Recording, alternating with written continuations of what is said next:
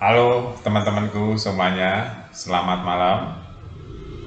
Hari ini tanggal 7 Juni 2024, malam hari teman-teman saya buat video ini.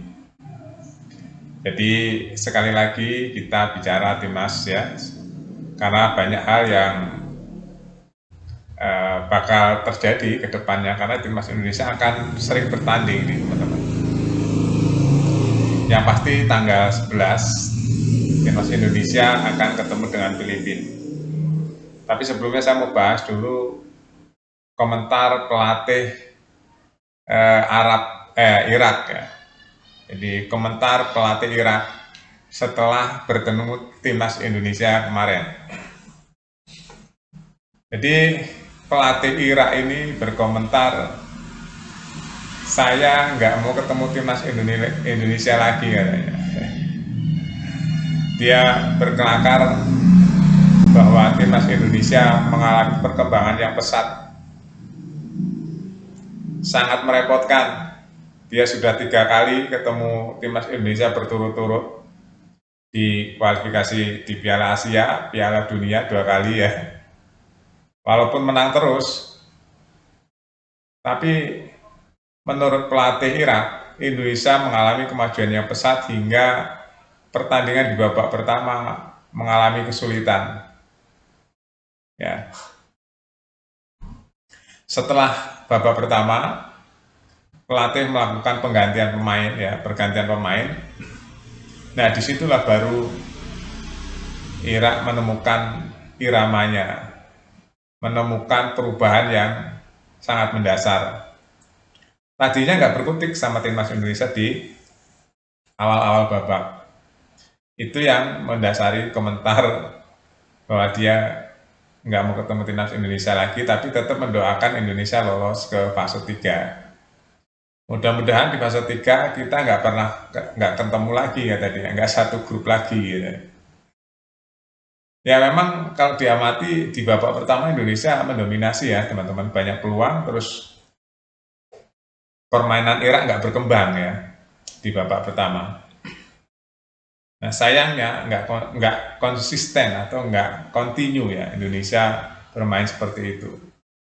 Apalagi setelah adanya penalti dan kartu merah, itu yang membuat Indonesia kacau balau permainannya.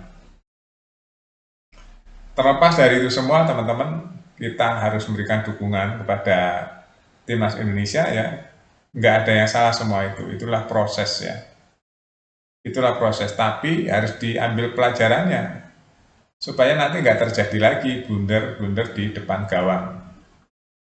Ya, untuk sekedar ngerewan aja ya, blunder di depan gawang sering terjadi oleh Jordi Amat dan Justin Hubner.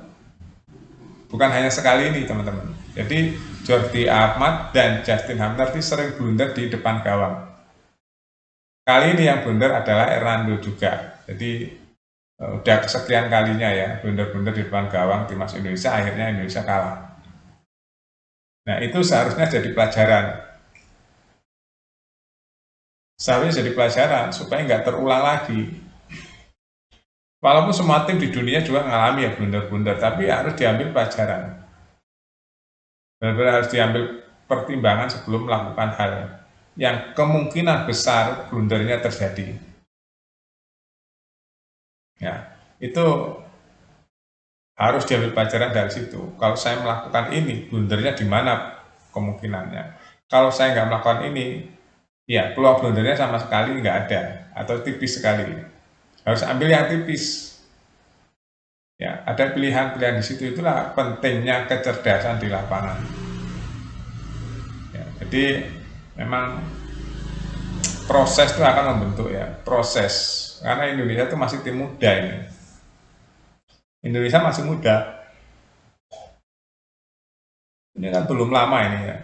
Tim Indonesia dibentuk kan semenjak Erick Thohir gencar aja nih. Makanya masih proses untuk menjadi sebuah tim yang kuat. Terus dicari celah oleh Erick Thohir supaya celah-celah yang lemah itu menjadi kuat. Nah ini yang jadi PR adalah tim finishing Indonesia ya, yang masih lemah finishingnya. Padahal peluangnya banyak, tapi finishingnya belum jos. Mengenai kesempatan ya nanti bertanding dengan Filipina, ya ini harus diambil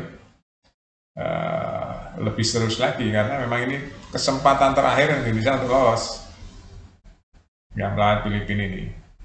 Pokoknya wajib sekali menang, wajib ini hukumnya menang ini Indonesia melawan Filipina. Kalau enggak, wah, harapannya tipis, tipis sekali.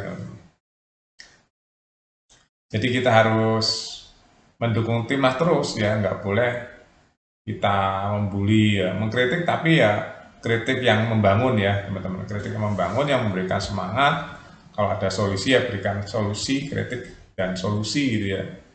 Seperti apa ide-idenya, jangan hanya mengkritik dan mengolok-olok pemain. Pemain sudah berjuang keras membela merah putih ya, harus kita dukung terus teman-teman. Apapun yang terjadi kita harus dukung timnas Indonesia.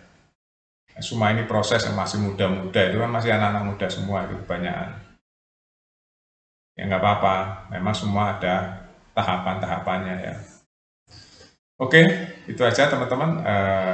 Komentar pelatih Irak tidak mau ketemu Indonesia lagi, karena Indonesia semakin lama semakin bagus. Sampai jumpa.